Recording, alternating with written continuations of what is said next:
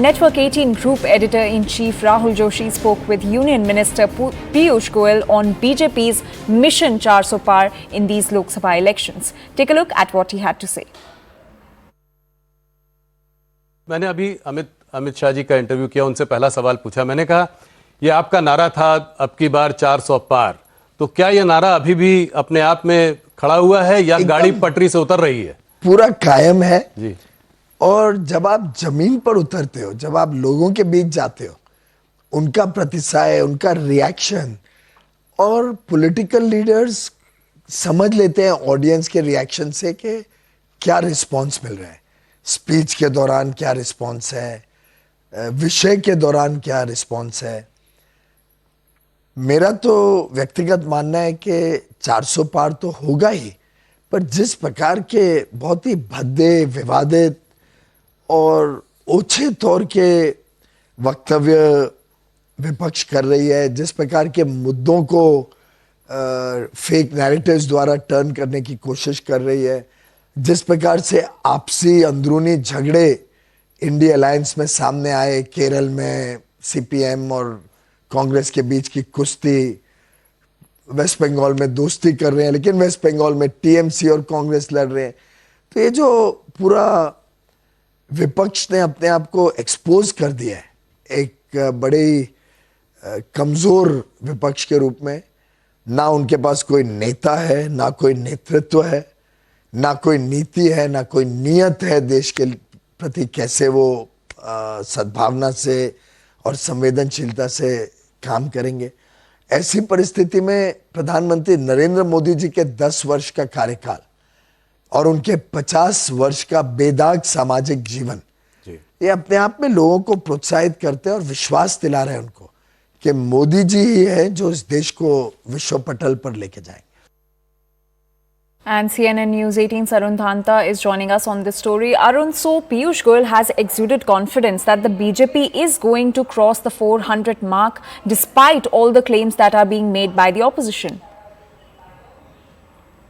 Well, that's right. And in fact, if you remember, the Prime Minister Modi has been regularly speaking about it. In fact, he was the one who spoke about the target of 400 and 370 for both NDA and, of course, BJP in the parliament. And ever since we are seeing that every BJP leader is working and speaking on those lines. But, of course, the biggest worry which BJP has was about the lower voters turnout. I think that has been a major worry for BJP and of course other parties. But still, if you talk to BJP leaders, they are maintaining this, that even if the victory margins are less, but still they will cross the target of 370 for Bharatiya Janata Party and 400 for ND. And therefore, we are seeing that how aggressively BJP has been campaigning. Prime Minister Modi touring across the country, Home Minister Amit Shah, BJP Chief JP Nadda, and various other